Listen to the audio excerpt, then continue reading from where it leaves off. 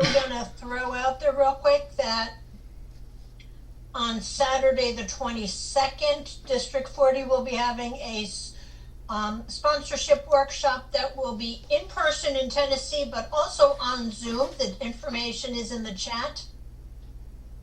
And on January 31st, we will be doing a service workshop in this group for anyone who is involved, will be involved, wants to be involved, so we can show you what we do behind the scenes. Slight correction, Trish. The sponsorship workshop will be on the 21st from noon to 4, not the 22nd. Thank you. Thank you. Thank you. And William, I think you were next. Yes, surprise. January 18, I'll be 34 years. Thank you for helping. Woo! All right. And then Jamie, did you have an announcement? I just wanted to say that starting on Wednesday, I'm in transition of taking over for Donald's Wednesday night meetings, hosting that. So if anybody wants to come join, I'm sure Donald will post it in the chat. Excellent. Thank you. All right. Good evening, everyone. I'm a recovered alcoholic, and my name is Shayna, or Serenity Pickle. Welcome to the Lppbbsg Primary Purpose Big Book Study Group. To prepare for our Big Book study, let's get focused by having a 3-minute moment of meditation, followed by our family's fog light prayer. Gary, you're muted. I am a recovered alcoholic. My name is Terry. Thanks for joining us tonight. We're going to start the meditation in a minute, so please take a moment to get situated. Please be aware of background noises when you are unmuted and sharing, as not to distract others or yourself. We suggest we all observe proper Zoom etiquette. If you wouldn't do it in a live meeting, please don't do it here. And a friendly reminder that absence of profanity offends no one. Please keep yourself muted during someone else's share, and we will call on you in the order hands are raised. From the forward to the first edition of Alcoholics Anonymous, we of Alcoholics Anonymous are many thousands of men and women who have recovered from a seemingly hopeless state of mind and body. To show other alcoholics precisely how we have recovered is the main purpose of this book and of this group. For the meditation, some suggestions are focus your breath and your posture. Breathe in God and breathe out self. Take this time to reconnect with God. Let the craziness of the day drift away and ask God to help you focus on the study.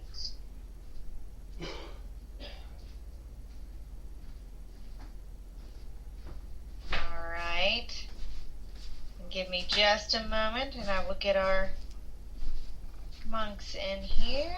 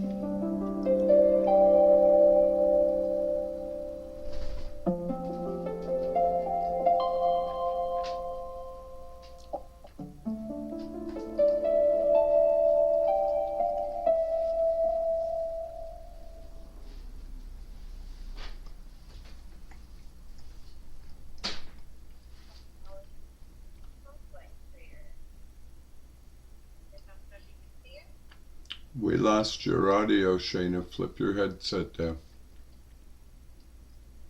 That's always helpful. Thank you. In our family's fog light prayer. God, let your love shine through us like a fog light, so that those that are lost, sick, and dying can find your love through us. Amen.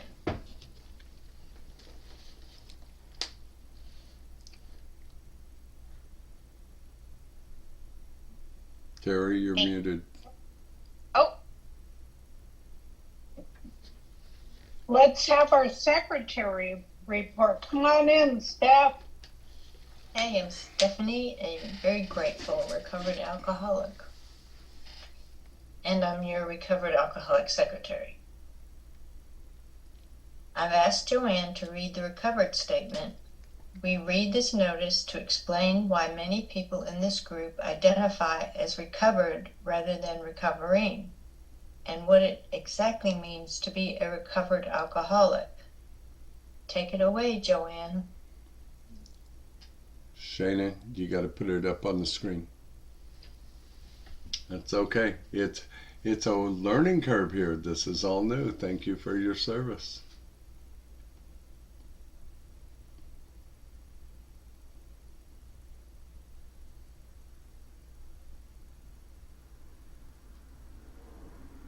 all right. I am getting it together here.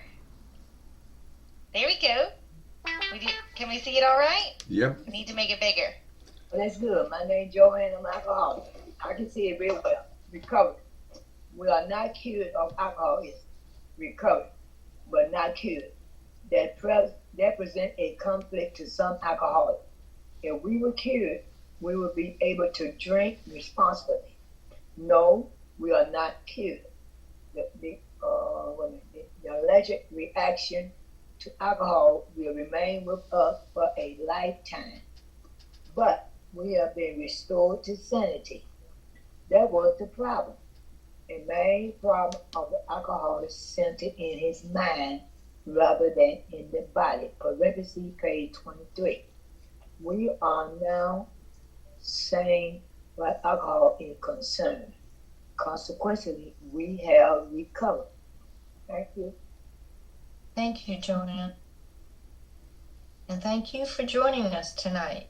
We meet every Tuesday starting at 5:30 p.m. Central Time with the Gerbil Fellowship Cage, where we chatter for an hour before the start of the meeting. Feel free to bring side dishes to share with the buzzards.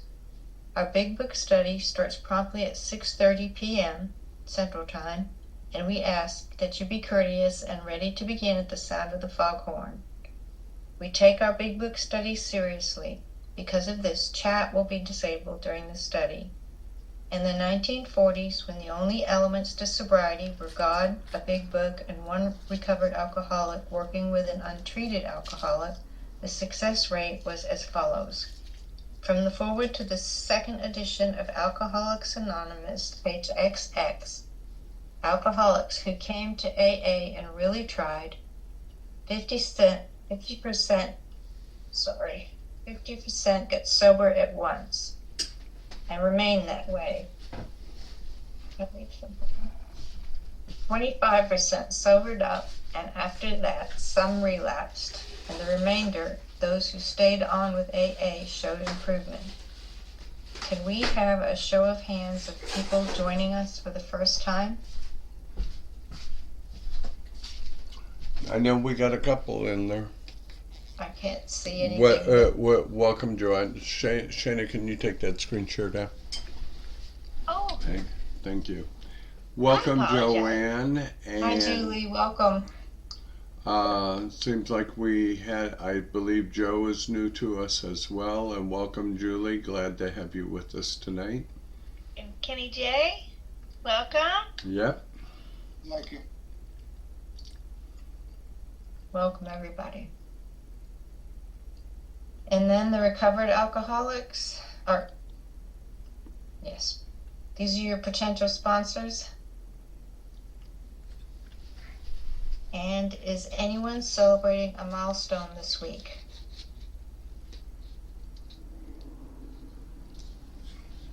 William is. I saw Sorry. some. I'm sorry. My name is William Alcoholic. On the 18th of January, I celebrated 34 years of continuous sobriety. Thank you so much. Congratulations. Woo! Congratulations. Wow. Thank Congratulations. you. Thank you. Good job, my friend. I think And my son. Jacqueline. Well, this week, as I stated earlier, Saturday, it'll be 42 years for me Saturday. This week. Woo! Congratulations. Hang in there. Don't drink. Keep coming back. We'll give you a chip next week. Get it? Mhm. If you should require a big book of your own, we have large print editions available that can be sent to you by buzzard mail. Delivery time questionable. Please remember to practice our 7th tradition by donating to the group address, Venmo or PayPal, posted in chat and on the screen. Our suggestion is to purchase a big book and train untreated alcoholics through the program of recovery. Please visit our website posted in chat. Thank you and see you next week. Lord willing. Thank you, sir. Right. Thank you so much, Steph. And from chapter 2, there is a solution. The tremendous fact for every one of us is that we have discovered a common solution. We have a way out on which we can absolutely agree and upon which we can join in brotherly and harmonious action. This is the great news this book carries to those who suffer from alcoholism. This is an open meeting, and as such, all who have an interest in alcoholism and our program of recovery are welcome. Because this is an open meeting, you need not identify yourself nor your reason for being here if you do not wish to do so. Your anonymity will be protected. We ask that you protect ours. While this is an open meeting, membership in this group is limited to those who wish to recover from alcoholism and have a desire to stop drinking for good and all. Each member of Alcoholics Anonymous is a potential sponsor of a new member and should clearly recognize the obligations and duties of such a responsibility. Okay, it's time for our tradition, and Jamie is going to do our traditions tonight. Before we study the big book, last week we reviewed tradition, was it 3? 12. 12.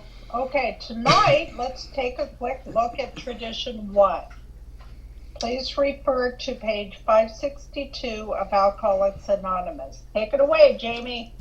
Thank you so much, Terry. Good evening, family. And I will be your traditionalist actually for the next 13 weeks because in the 6 years of doing this meeting, I've never had the opportunity to be the traditionalist, and neither has Trish. So thanks to our new rotation, we're changing things up a little bit.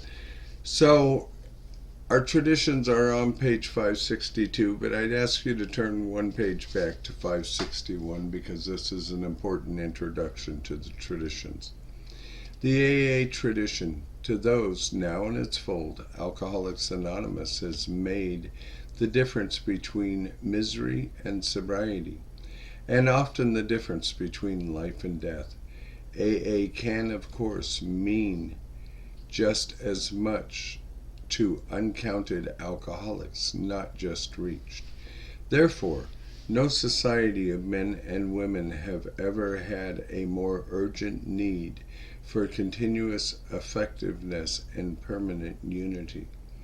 We alcoholics see that we must work together and hang together, else most of us will finally die alone. The 12 traditions of Alcoholics Anonymous are, we AAs believe, the best answer that our experience has yet given those urgent questions. How can AA best function? And how can AA best stay whole and so survive? On the next page, AA's 12 traditions are seen in their so-called short form. The form in general use today. This is a considered version of the original, condensed version of the original AA long form traditions as first printed in 1946. Because the long form is more explicit and of possible historic value, it has also been reproduced. Tradition 1. Our common welfare should come first. Personal recovery depends upon AA unity. And our long form? Each member of Alcoholics Anonymous is but a small part of a great whole. AA must continue to live, or most of us will surely die. Hence, our common welfare comes first, but individual welfare follows closely after. So, just for a little bit of history, I don't have the exact date in front of me, but the short form of the traditions was produced sometime in either in the late 60s or the early 70s. So we went for many, many years just using the long form of the traditions. You know, how does this apply to me?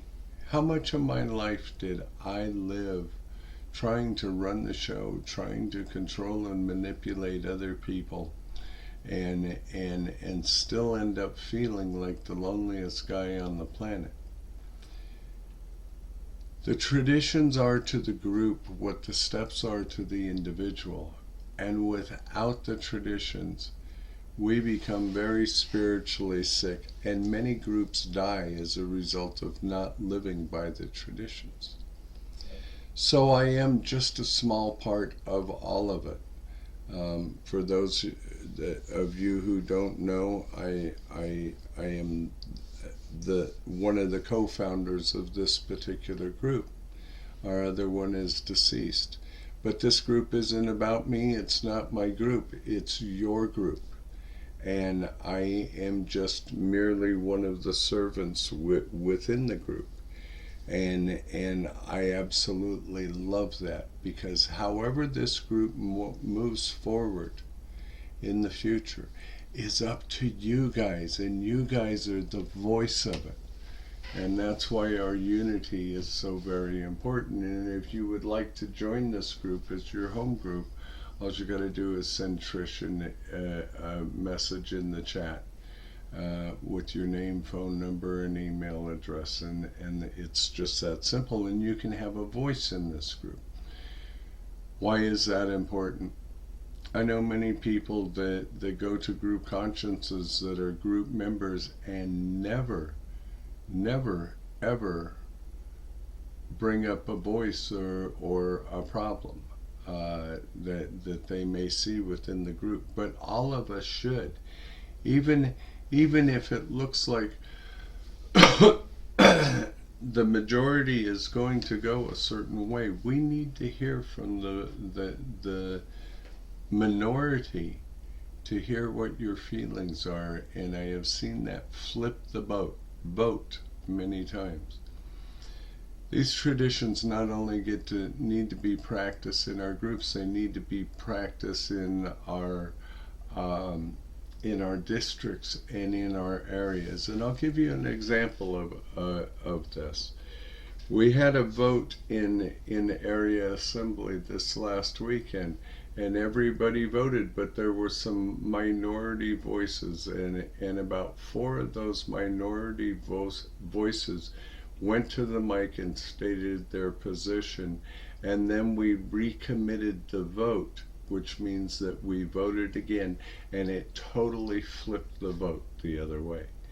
So if you don't think you have a voice in Alcoholics Anonymous, you do. And while I may be a small part of the bigger whole, I have to do what is in the best interest of every one of you. We've got 21 people here.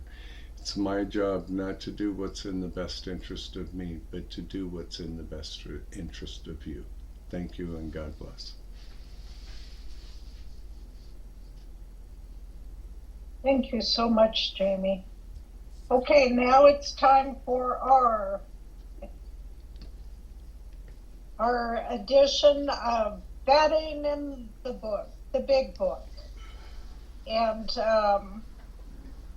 Jim F's going to answer this question. Sometimes there's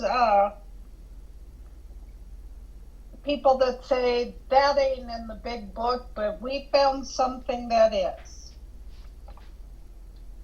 Hold on, my screen just went black. Okay, Jim, I don't have an alcohol problem. I have a living problem.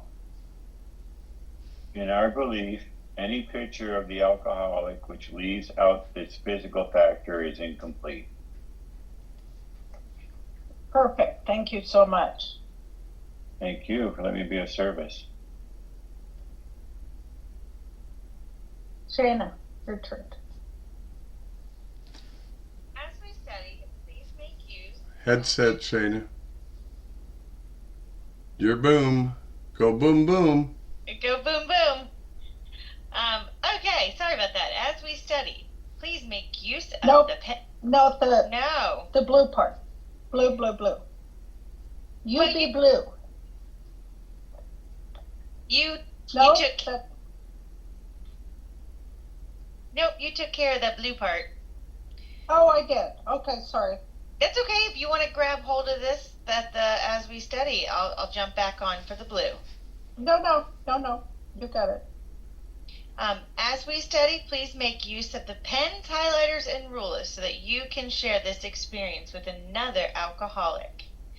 In order for us to stay focused as we study the Big Book, we use the Big Book Study Guide prepared by Joe and Charlie and Krusty Cliff of the Dallas Primary Purpose Group. Tonight, we're going to start our recap on page 39. Hold on. 39, which will be read tonight by Donald, followed by our study portion read by Kenny, and that's going to start on page 41 and end on page 43.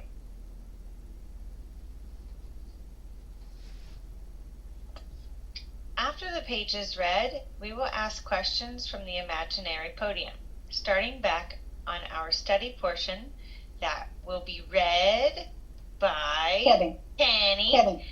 Mm-hmm. The answers will be one sentence unless otherwise specified, and multi-part questions are simply a one-sentence answer split up by commas, semicolons, hyphens, and other fun bits of punctuation.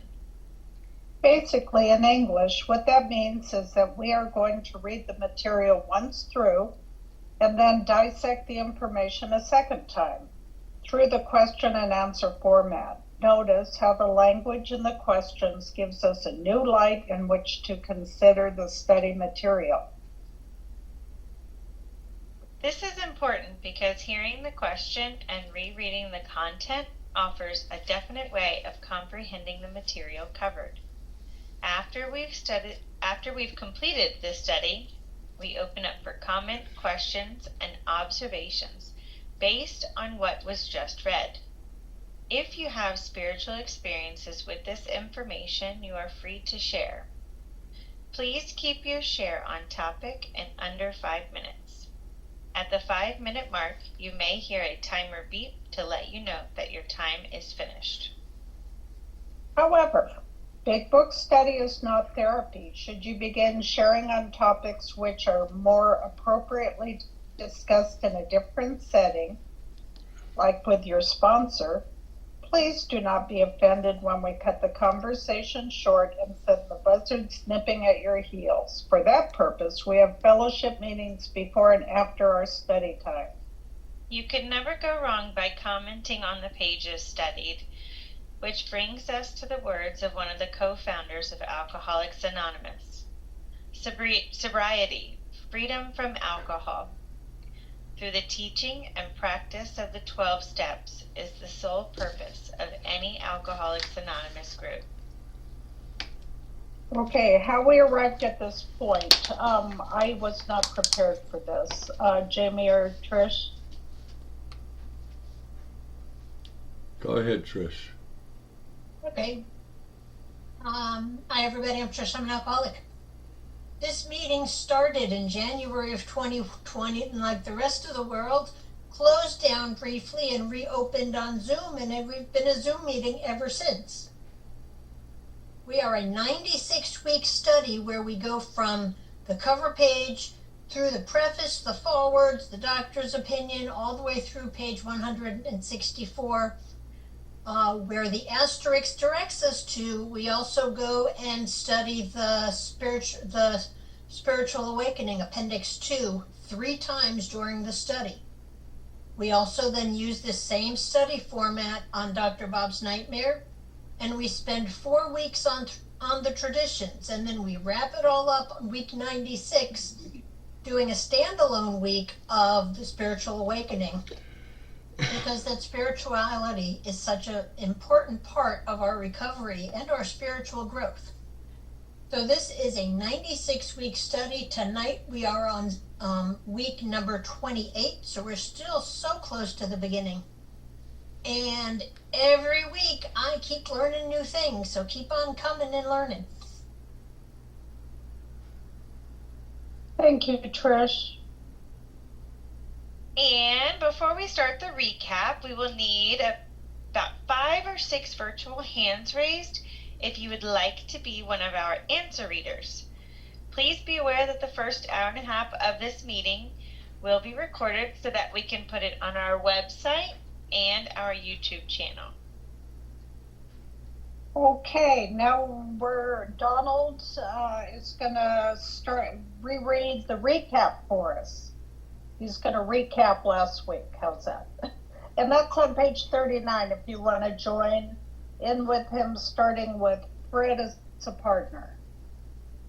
Take it away, Donald.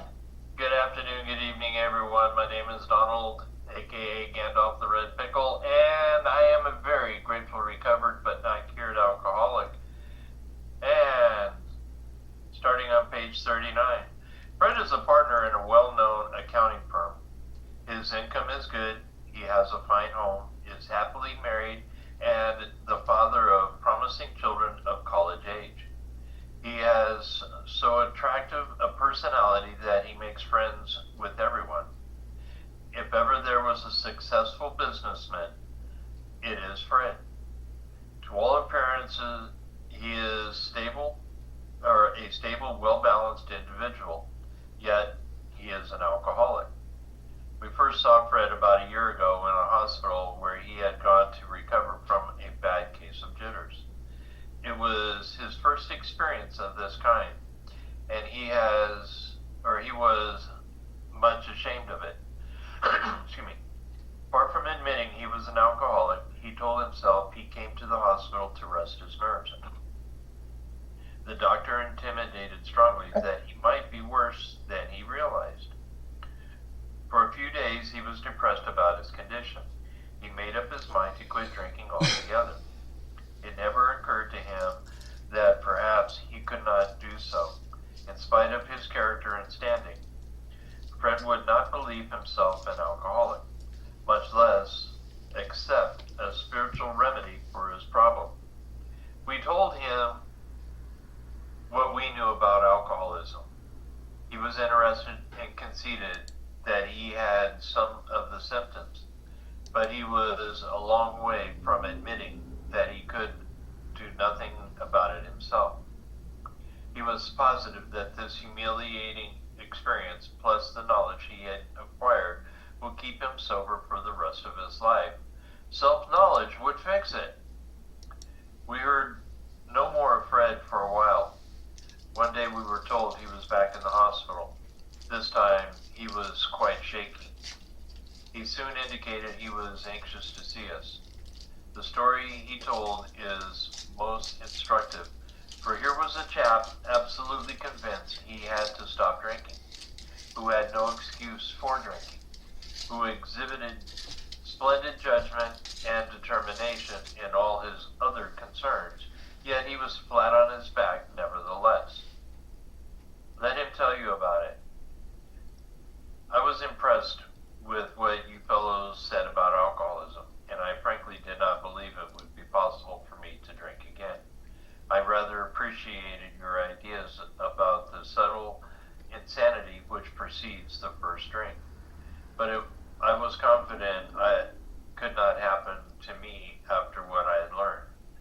reasoned I was not so far advanced as most of you fellows, that I had been usually successful in licking my other personal problems, and that I would therefore be successful where you men had failed. I felt I had every right to be self-confident, that it would be only a matter of exercising my willpower and keeping on my guard. In this frame of mind, I went about my business, and for a time, all was well. I had no trouble refusing drinks, and began to wonder if I had not been making too hard work of a simple matter. One day I went to Washington to present some accounting evidence to a government bureau. I had been out of town before during this particular dry spell, so there was nothing new about that. Physically, I felt fine. Neither did I have any pressing problems or worries. My business came off well. I was pleased and knew my partners would be too. It was the end of a perfect day, not a cloud on the horizon. I went to my hotel and leisurely dressed for dinner. As I crossed the threshold of the dining room, the thought came to mind that it would be nice to have a couple of cocktails with dinner. That was all, nothing more. I ordered a cocktail and my meal. Then I ordered another cocktail. After dinner, I decided to take a walk. When I returned to the hotel, it struck me a highball would be fine before going to bed. So I stopped into the bar and had one. I remember having several more that night and plenty next morning. I have a shadowy recollection of being in an airplane bound for New York, and of finding a friendly taxi driver at the landing field instead of my wife. The driver escorted me about for several days. I know little of where I went or what I said and did. Then come the hospital with unbearable mental and physical suffering. Thank you, Donald. Now we have Kenny who's going to read tonight's study portion of our meeting.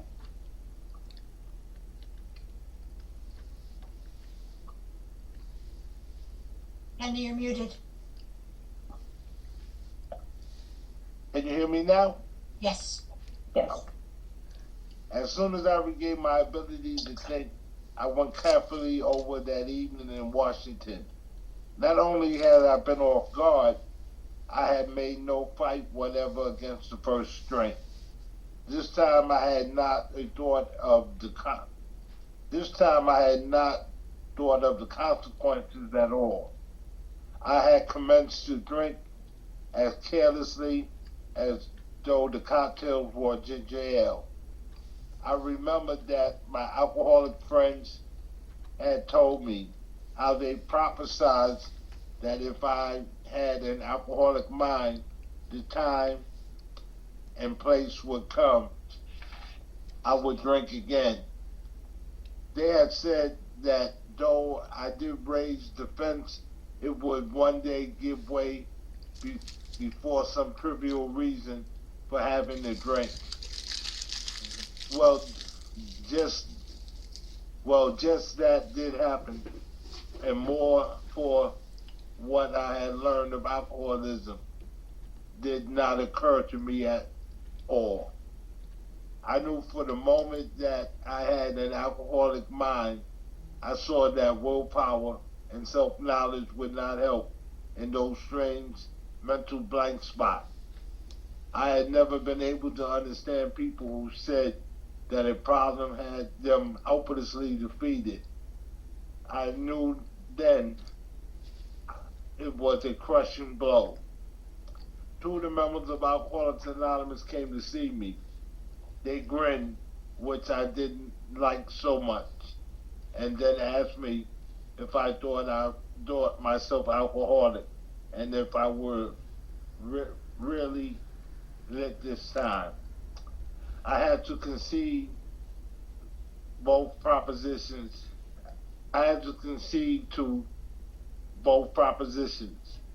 They piled on me evidence to the effect that an alcoholic mentality, such as exhibited in Washington, was a hopeless condition.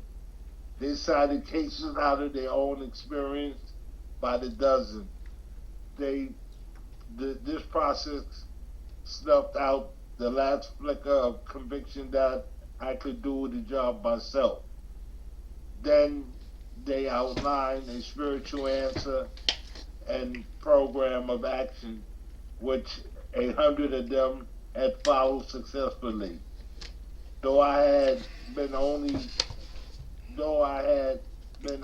a normal churchman, their propositions were not intellectually hard to swallow. But the program of action, though entirely sensible, was pretty drastic. It meant I would have to throw several lifelong conceptions out of the window. That was not easy. But the moment I made up my mind to go through with the process, I had the curious feeling that my alcoholic condition was relieved, as in fact it proved to be. Quite as important was the discovery that spiritual principles would solve my problem. I have since been brought into a way of living more satisfying and I hope more useful than the life I had lived before. My old manner of life was by no means a bad one, but I would not exchange its best moment for the worst I have now. I would not go back to it even if I could. Fred's story speaks for itself. We hope it strikes home to thousands like him. He had felt only the first nip of the ringer. Most alcoholics have to be pretty badly mangled before they really commence to solve their problems. Many doctors and psychiatrists agree with our conclusion. One of these men, staff member of a well-renowned hospital, recently made this statement to us. What I saw about the general hopelessness of the average alcoholic polite is, in my opinion, correct. As to two of you men whose stories I have heard, there was no doubt in my mind that you were 100% hopeless, apart from divine help. Had you offered yourself as patients at this hospital, I would not have taken you. I had been able to avoid it. People like you are too heartbreaking. Though not a religious person, I have profound respect for the spiritual approach in such cases as yours. For most cases, there is virtually no other solution. Once more, the alcoholic at certain times had no effective mental defense against the first drink, except in a few rare cases.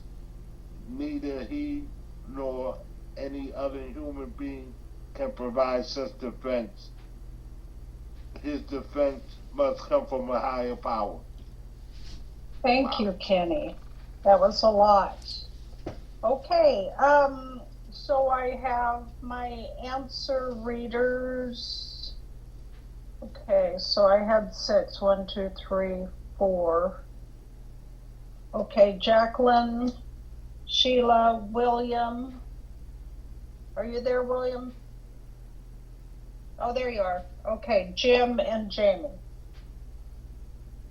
Okay, got it. Okay, so Sheena had her hand up. no, she's my comment person. Our comment person, okay. not mine. Okay. My apologies. Thank you, William. Okay. My back. Yep, he got your back, the birthday boy. Okay, after That's the right, study, that's right. before the first question. Oh, I'm not supposed to read that out loud. For our answer readers, please speak directly into your microphones. We will ask the questions from our script by Joe and Charlie and Krusty Cliff. The answers to the questions will be sentence by sentence coming directly out of this week's study, beginning with the first sentence and ending with the last one. Okay, before questions. Okay.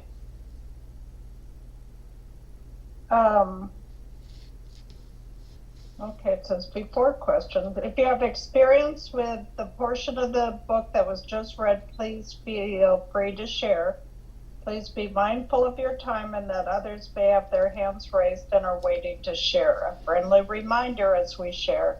Absence of profanity offends no one. We are now, no, we're not open for comments. That comes later. I pre-read that, sorry. Okay, we're gonna get on with our questions and answers, and we're gonna start with Jacqueline on page 41.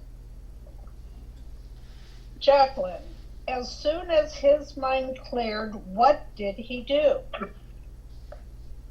Soon as I regained my ability to think, I went carefully over that evening in Washington. Sheila, had he resisted the first drink? Not only had I been off guard, I had made no fight whatever against the first drink. William, was he conscious of the fact that he had taken a drink? This time I had not thought of the consequence at all. And I will come in for some comments. This will not be in your book, but more of thoughts and consideration. And the first comment is, have you ever found yourself drinking and couldn't remember where you were or what you were doing when you took the first drink? Is it possible that before the first drink that we have mental blackouts or mental blank spots before the physical blackout we get from drinking? Okay, Jim, how was he drinking? I had commenced to drink as carelessly as though the cocktails were ginger ale. Jamie, what did he remember his AA friends had prophesied? 2 sentences. I now remembered what my alcoholic friends told me, how they prophesied that if I had an alcoholic mind, the time and place would come when I would drink again. They said that though I did raise a defense, it would one day give way before some trivial reason for having a drink.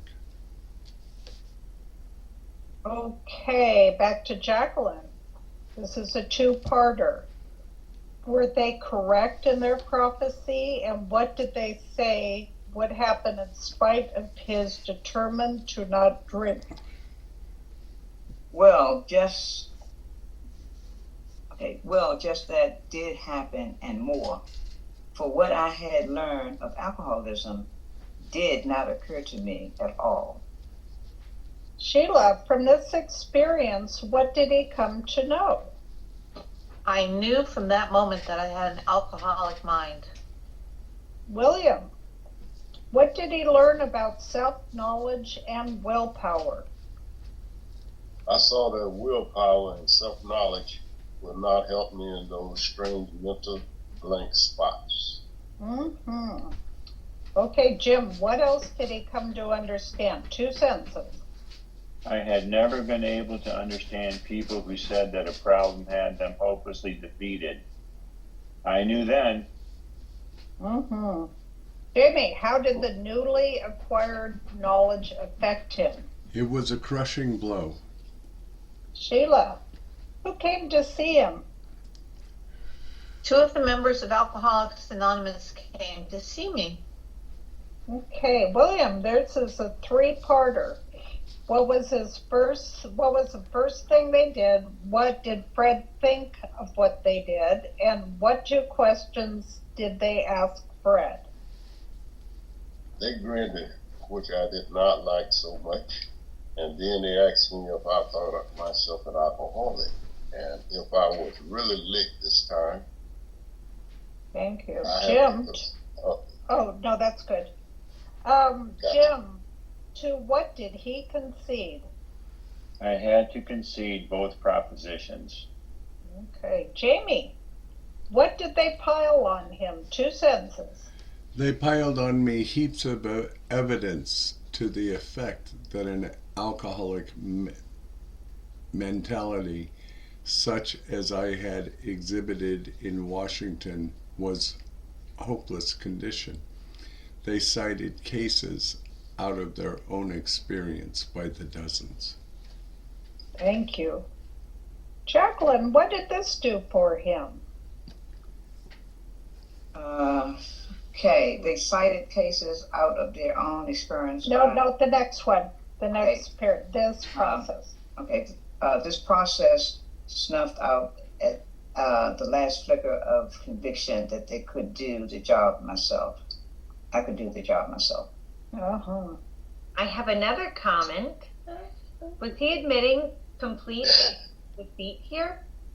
From page 30. We learned that we had to fully concede to our innermost selves that we were alcoholic. This is the first step in recovery. Yes, it is. Sheila, once he admitted defeat, what did they tell him? Sorry. Then they outlined. I was highlighting something. I'm so sorry. Somebody take it. Okay, next is William. Once he admitted defeat, what did they tell him? Then they outlined the spiritual answers and a program of action, which 100 of them have followed successfully. Okay, thank you. Jim, did they have difficulty accepting the concept? Oh, did he have difficulty accepting the concept of the program? Though I had been only a nominal churchman, their proposals were not intellectually hard to swallow.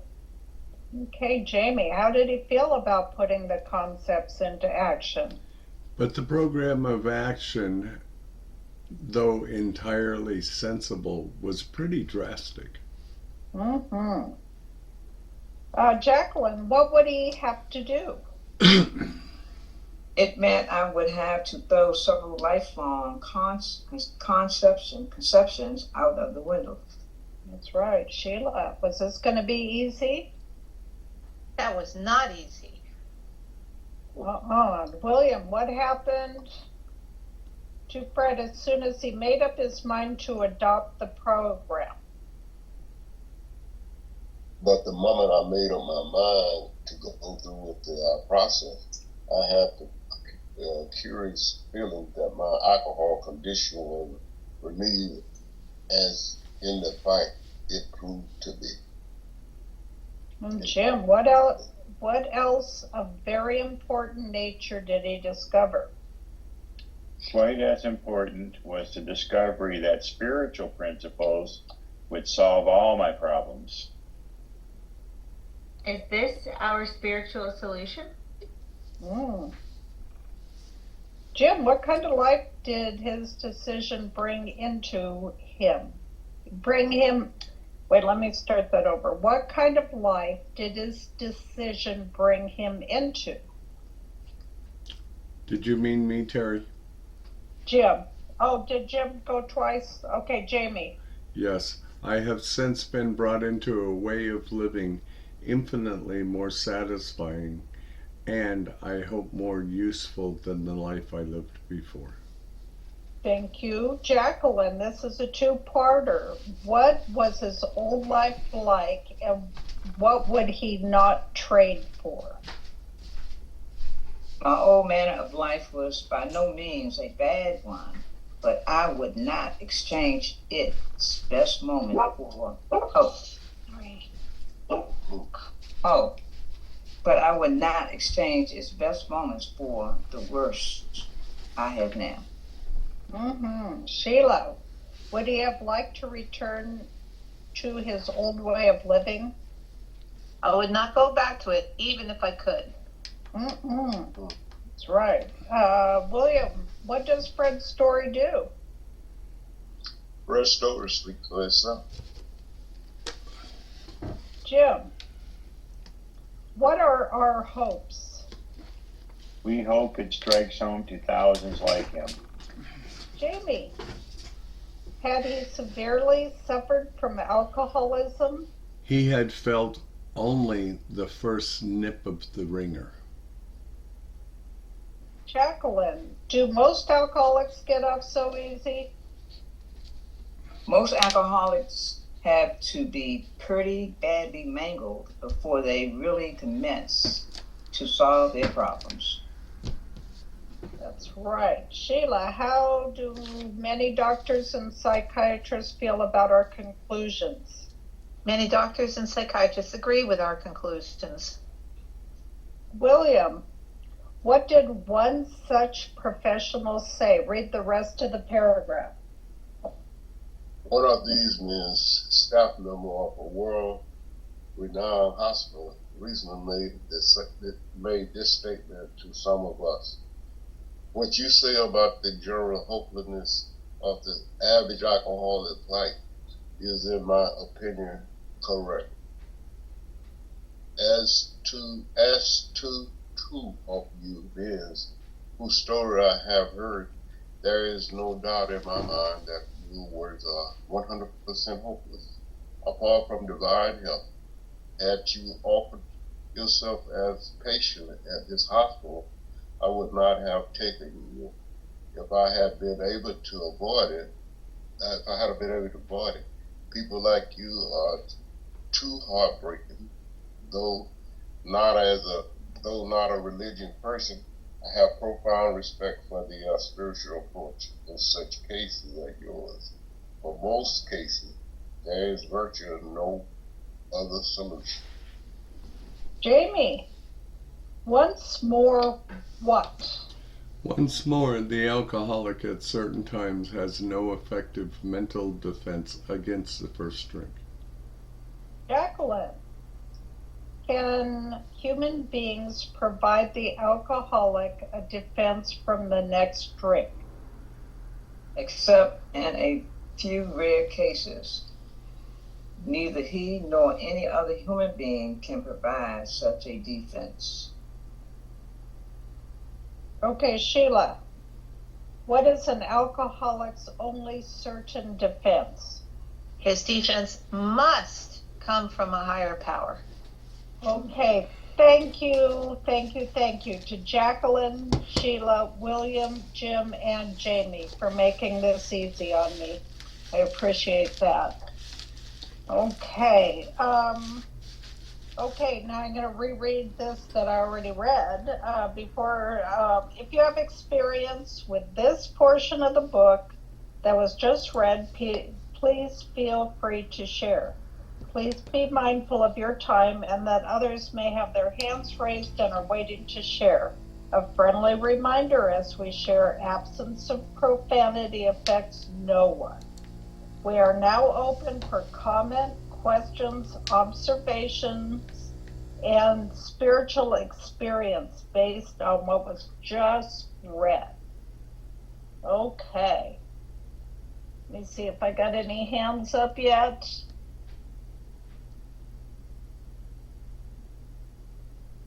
As Jamie calls it, the dental chair. Okay, I know I see some hands. There's gonna be some hands up. I just feel it. I feel it's coming. Everybody, oh, I got one. Rachel, thank you. No problem. Hi, I'm Rachel, alcoholic.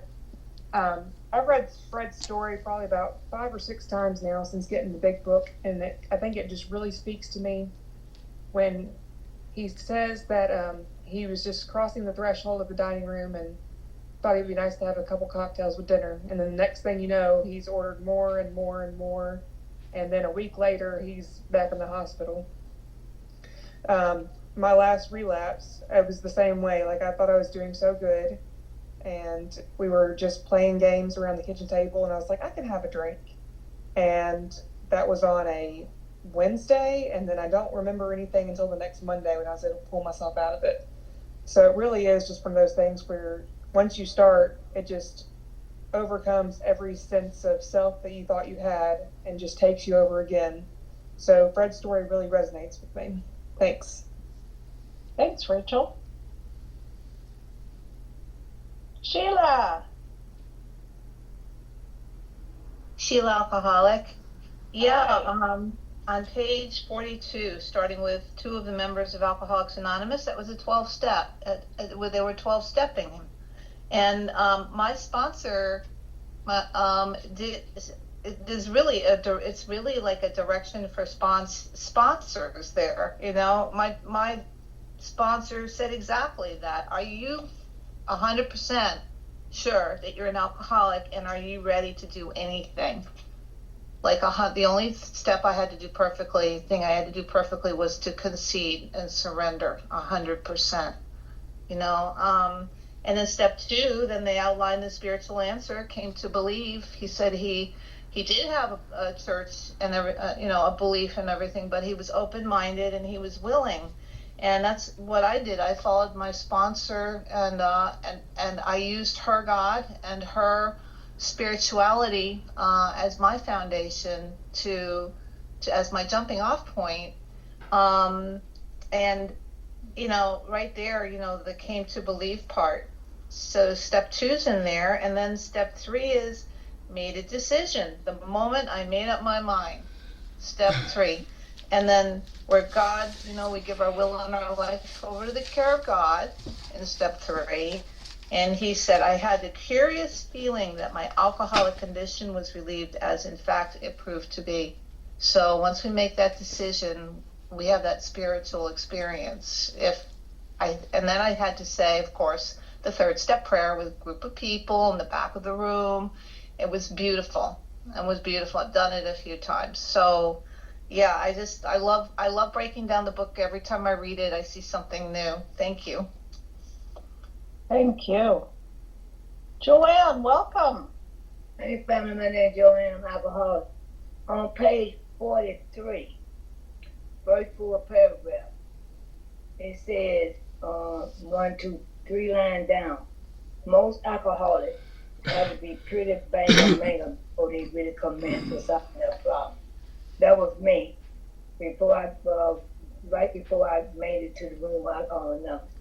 And I understand why today, because when you look at the doctor opinion, XXVII, talk about men and women drinking just because they like the effect produced by alcohol. At the time I did, because I didn't know I had a problem. I didn't know it was something in my mind. I didn't know I had an allergy. I didn't know none of that. I just knew that I was drinking, and it seemed like every time I drank, I was always able to get back, come back up, and always was able to maintain. But at that particular time, November 1st of 1994, I wasn't able to solve my problem. I had to come to y'all and get some help. Thank you for letting me share. Thanks, Joanne.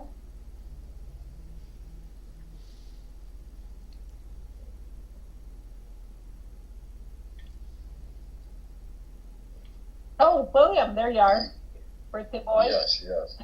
I love this reading and that stuff. You know, because when I was in the grips of alcoholism, I didn't even understand or even know what was going on with me, you know. And I like the way it started out. Fred is a partner in a well-known accounting firm. His income is good. He was a fine home. He had a fine home, a happily married, and the father of a promising children of college age and stuff like that, you know. And what that tells me, that whenever they were looking at Fred from the outside, he looked like he was okay, you know, and that's the way my life was, you know. I worked it all my life, you know, and I did all these things, but on the inside, I was suicide. But I wouldn't take my life because I didn't think I'd do a good enough job. But I would commit suicide every time I picked up that drink, you know, and I didn't clueless about what was going on. I definitely became ashamed of myself. I became embarrassed, and you know. And where I live at is like a working class community, man. And I would be trying to sneak back in my house with sunglasses on, my cap pulled on, a coat collar popped up, just so embarrassing, and didn't understand nothing about a spiritual remedy to my problem. The only thing I thought was I wanted to die, but I was too afraid to hurt myself, kill myself. And every time I woke up, I would do it again. But I can remember going like that part where he said that when he picked up the drink, and that happened to me a lot of times, man. I would pick up the drink and I'd take some, and I said, well, I might as well give it a smash now that I picked it up and go bam, bam, just go into, just drink myself into oblivion, So I definitely identify more about alcoholism, and I like the spiritual approach, and seeing like some of this later came from the 12 and 12, where they do the first step in the 12 and 12. When Bill rewrote the 12 and 12, he said that he could save the potential. When they found out they had a solution to it, alcohol. You still got a job, wife, kid, house, and 2 cars in the garage. You could save them, But on the outside, it looked good. My life looked good, but on the inside, I was finished, man. A long time ago, I didn't know what to do about it. I came here and got some information. Got some information from the people in the room, and I still didn't believe it, but I thought I had willpower. Because all that other stuff on the outside that I had built up around me, I thought it was because of my willpower. Because I'm coming from a hard place in life,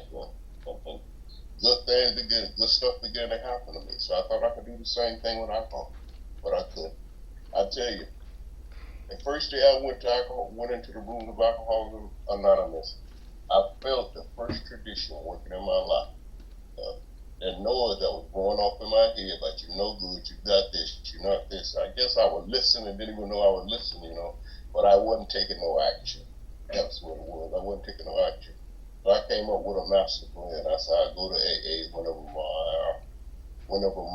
the noise started going off in my head. Well, I tell you, I could never, I'd be done picked up a drink before I get back to the room of Alcoholism Anonymous. I got so embarrassed going in there saying that I got 1 day back. I just went in there and sit down and kept my mouth closed. I lived it in the room 18 months. I get off of work and go straight to a clubhouse and stay there all day long.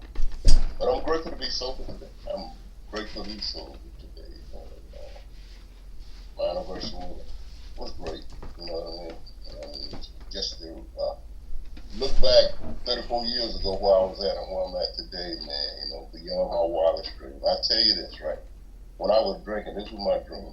My dream was to one day that I was going to retire. I was going to move back to Florida. I was going to buy me a house by the freeway and watch everybody else go back and forth in a rocking chair and watch everybody. What a dream, definitely alcoholic dream. So I'm grateful today that for the spiritual process of this program that, God have find other things for me to do other than hurt myself and hurt other people. So thank you so much. Thanks, William. Jacqueline. Hello, everyone. Alcoholic Jacqueline M. A couple of things jumped out at me, especially on page 41. It says, not only had I been off guard, I had made no fight whatever against the first drink. This time I had not thought of the consequences. And, there were so many times that, I stopped, but I would start again. And I had no idea that I had a mental obsession. That voice inside of me would say, would talk to me. That disease would talk real loud, and I would pick up that drink. And then it says, I forgot it says, I now remember what my alcoholic friends had told me, how they prophesied that if I had an alcoholic mind, if I still had an alcoholic mind, the time and place would come, I would pick up a drink, So the thing is that I still had that alcoholic mind, that mentality. It says right here on page um, uh, uh, um, mm, 42, it says, I thought myself an alcoholic, and if I would really, here again, I had Eddie in my life, and when things got bad, I just felt only the first nip of the ringer of alcoholism, and thank you God, but here again, on page 42, when Fred was pretty much kind of 12-step by two of the members who came to see him. They asked him a couple of questions. If I thought myself alcoholic, and if I were really, really lit this time, and I had to really concede to my innermost self. At this time, I was really lit, by alcohol. And it was only through y'all conviction that I realized that, by you guys sharing y'all experience with me, because, thank God that you brought your bottom to hit mine, because, like I said, I just only felt only the first nip of the ringer, and most alcoholics, they shared with me, most alcoholics had to be pretty beat up badly, mangled, before they really commenced to solve their problem. And I thank God I wasn't banged up that bad, but I was banged up, believe me, enough for the prospect to get my attention. And it says this: the alcoholic certain times had no effective mental defense against the first drink. And I didn't have a mental defense against the first drink. That's why I picked up the drink, and it says, except in a few rare cases. I don't know what cases that was, because every time I thought it, I would drink it. So it wasn't no few rare cases for me. But then it says, neither he nor any other human being can provide such a defense. And today I know that defense has to come from a power greater than myself. Has to come, no human power could have relieved my alcoholism. Yeah, they planted the seed, but I had to concede to my innermost self that I was licked by King Alcohol. Thank you. Thank you, Jacqueline. SSS Rail, you're up.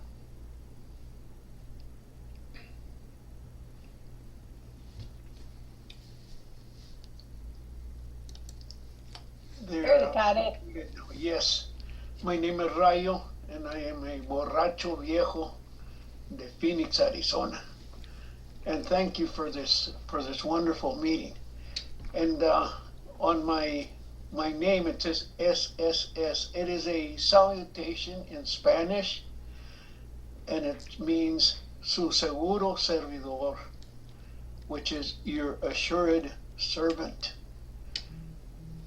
And I really love that, to assure that I am here as a servant.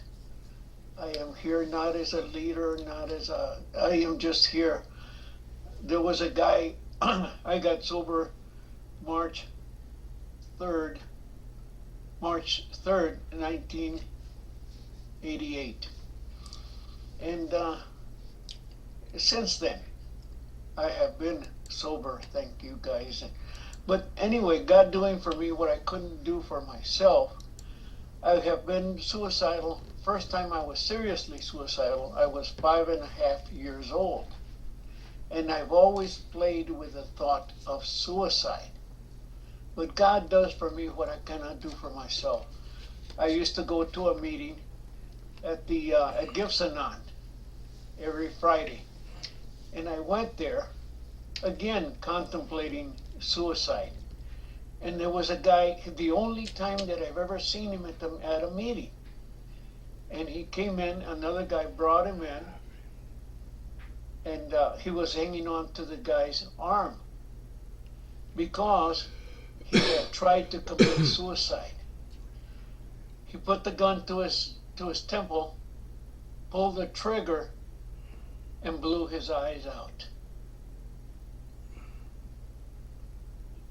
God does for me what I cannot do for myself.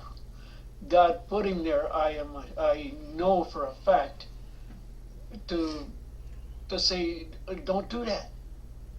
You might blow your eyes out and still not be dead. God does for me what I cannot do for myself. And as far as my frogs are concerned, they are a red-eyed tree frog. A red-eyed tree frog is about 1 inch long, fully stretched out. He is not poisonous.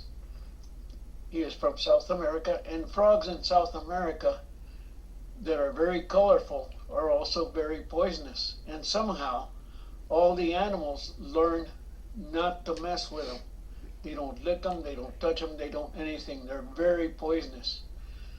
But my red-eyed tree frogs, they're like me, they're fakers. They pretend to be tough, and they're just a powder puff. And so here I am, because I'm not all there. There was a guy at the meeting where I got sober at the Art Club, and he used to say, my name is Julian, I'm an alcoholic. If I forget what I am, it won't matter who I am. And I repeat the same thing. If I forget what I am, it won't matter who I am. Thank you for my sobriety. Tanya, thank you for inviting me to this meeting. It's a wonderful meeting. And I'll try not to blow my brains out. God bless you. Thank you, Ryo. Nice to meet you. Thank you very much. Hey, Igualmente. Larry. Yeah, I'm Larry, and I'm an alcoholic. I thank goodness that I have recovered one day at a time. I'm not cured, but Fred's story and reminds me in some ways and corresponds with Bill's story in a lot of ways, especially with this willpower and self-knowledge thing that they is going on. Fred realizes, here that after walking across and nonchalantly taking getting and taking a drink, and not even without any thought behind it. There was no fight in him. There wasn't anything, stopping him almost, and he realizes that here on page 42, I saw that willpower and self-knowledge would not help in those strange mental blank spots. And so then the two members of Alcoholics Anonymous comes, and talks. And in Bill's story, we read where Bill is, finally talks with Dr. Silkworth, and he gets the answers and finds out that he has a disease and he is sick. And this disease, this mental obsession and this allergy that he has, and he says, surely this knowledge is going to keep me sober, and it's not long before he is drunk again, and it's this, and he's convinced that he is going to be going to drink to oblivion, and is weary, and he's going to be forever in this state of mind of drunkenness, and it's devastating to him. He realizes that there is no hope for his plight. Then, Abby comes to the scene of Bill and talks to him, and we know the story. So there's a correlation. And for me, at age 54, I saw no hope for me ever not drinking, not to ever draw a sober breath. I saw only that I was going to drink myself to death, that death was my only choice out of this world and out of this hell of a life that I lived. And then from circumstances that only God could have put together, I see, and I'm talking to a friend that I had known and that I related to and that I could see, and he's talking to me coming from the same circumstances that I came from. And he tells me his story, and I'm listening, and suddenly from that and from the story of this program and from him sharing that I need to go to a 12-step program such as Alcoholics Anonymous and get a sponsor, that I'm suddenly possibly seeing some hope. At least at the time, seeing possibly that I have a chance to slow down my drinking or do something different. There was hope from what he said, and from that time, when I came to Alcoholics Anonymous, I have not had to drink but one small slip 6 months in, and from that time it's been 15 years. Thank goodness that somebody told me about Alcoholics Anonymous. Thank you. Thank you, Larry. Jamie and Doji, come on in. Good evening, family. My name's Jamie, very grateful, recovered alcoholic, and welcome to everyone, and good to be with you. Good to see you, my friend Rayo, and everybody else. So, these pages we read tonight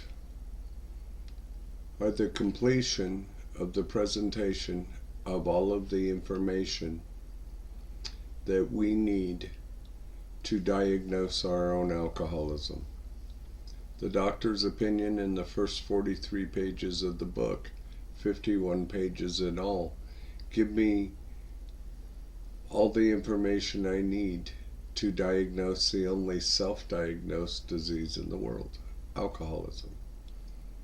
My doctor can say, I think you're an alcoholic. My mama can say I'm an alcoholic, so on and so forth. But the truth is, until I'm convinced I am an alcoholic, it will never take. It will never, ever take. And so that's what this 51 pages is designed to do. And it talks about knowledge and self-knowledge and all of that. Knowledge is wonderful. Here's the thing about knowledge. It's just information inside my head.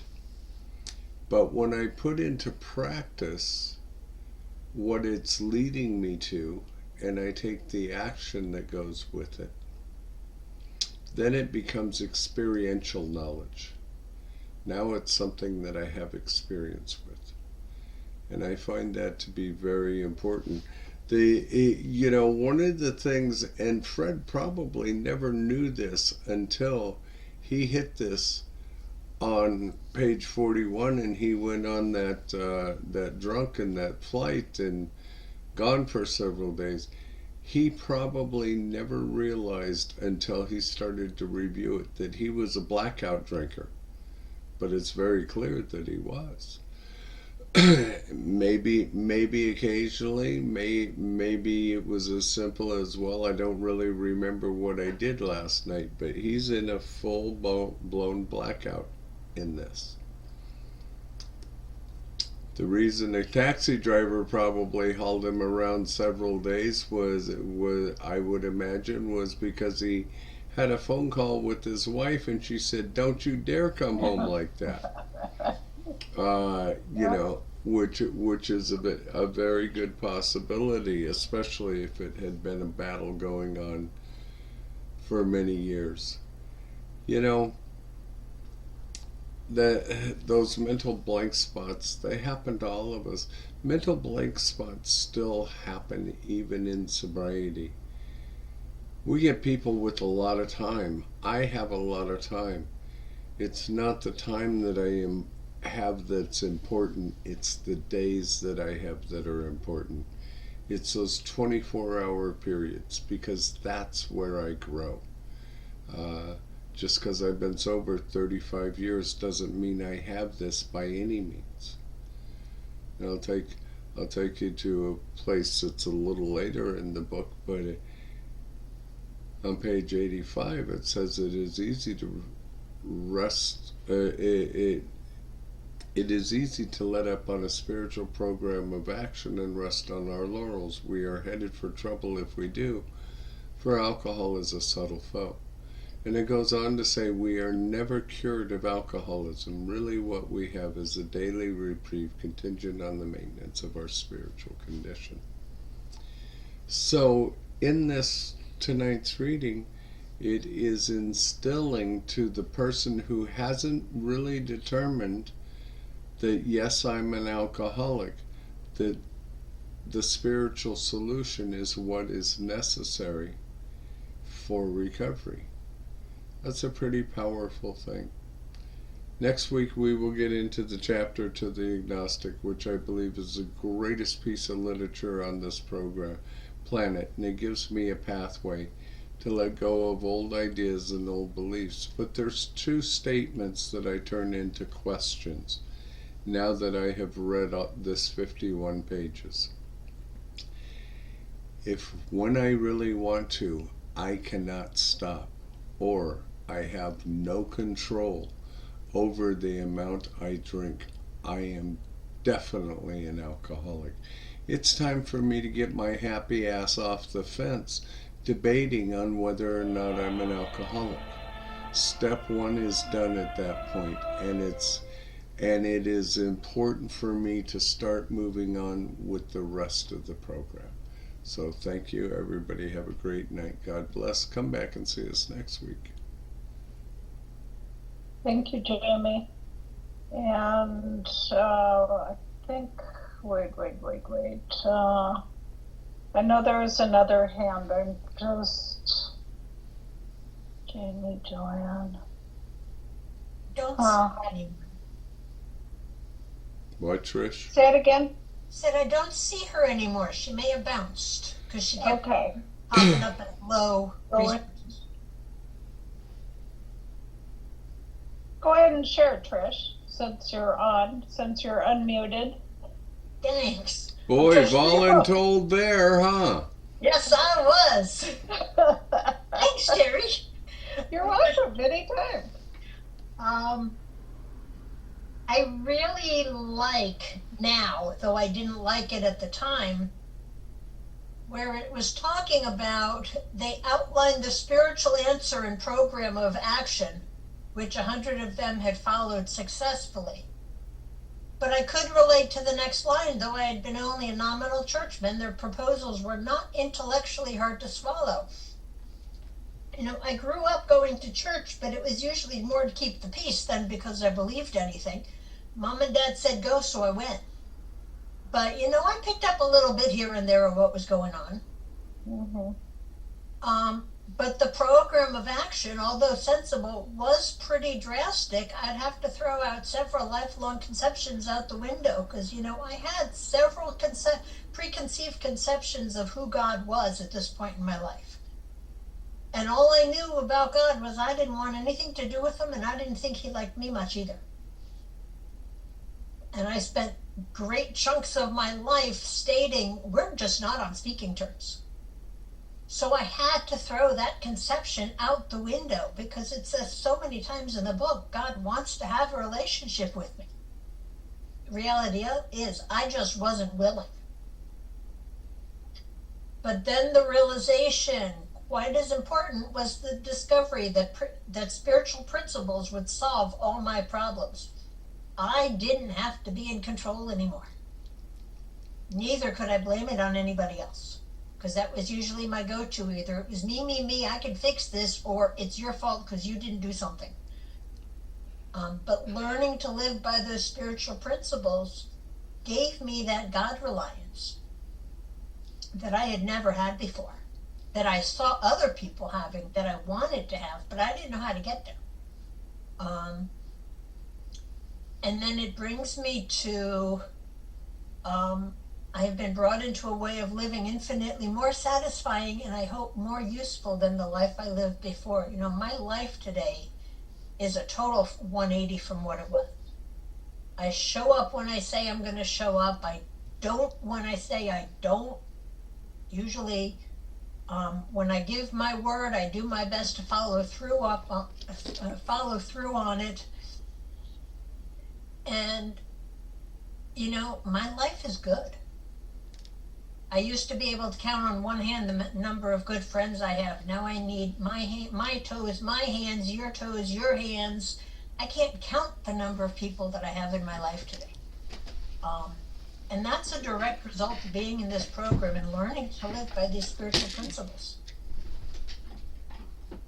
And then that last paragraph, once more, the alcoholic at certain times has no effective mental defense against that first drink, except in a few rare cases. Neither he nor any other human being can provide such a defense. His defense must come from a higher power. There's one of those musts that every now and then we hear.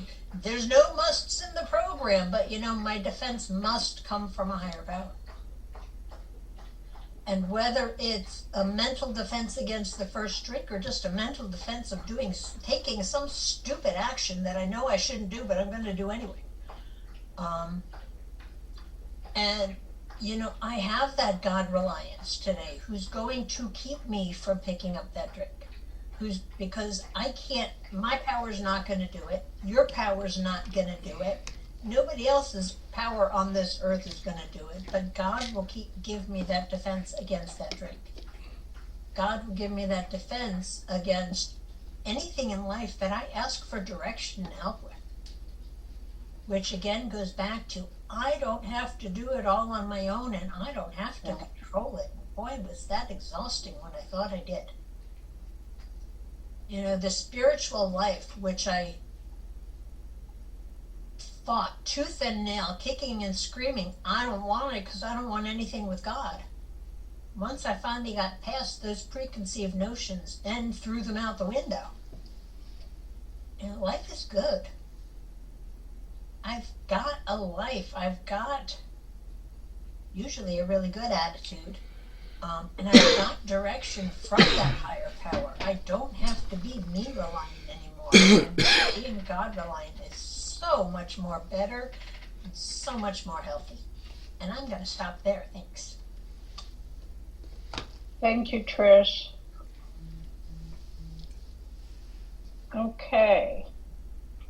Am I seeing any more hands? Are we ready to wrap this up?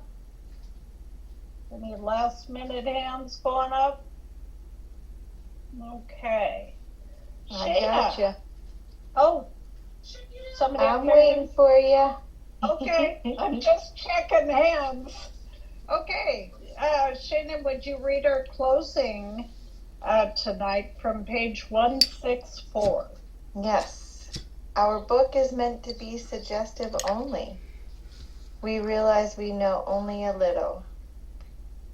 God will constantly disclose more to you and to us.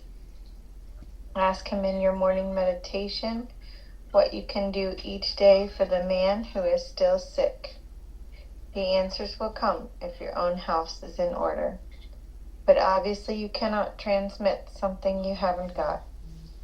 See to it that your relationship with Him is right, and great events will come to pass for you and countless others. This is the great fact for us.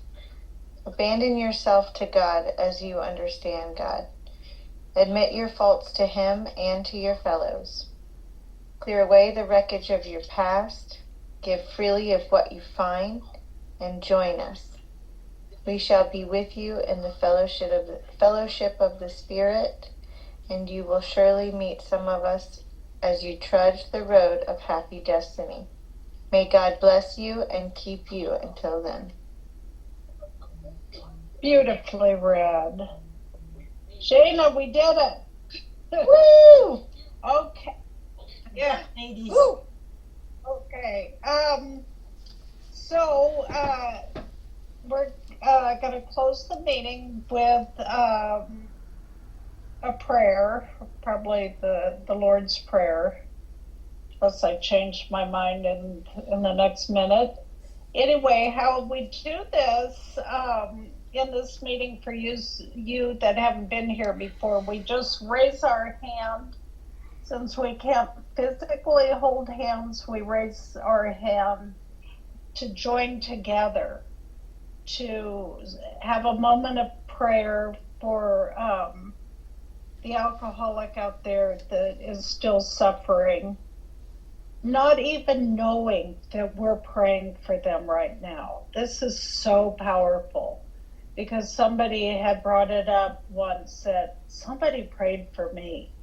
I have no idea who it was or what group it was, but they prayed for that alcoholic who still suffered. And I'm so grateful for that. So will you join me in the Lord's Prayer after a moment of silence?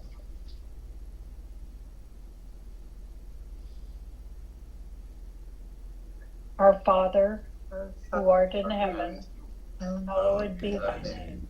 Thy kingdom come, thy will be done on earth as it is in heaven.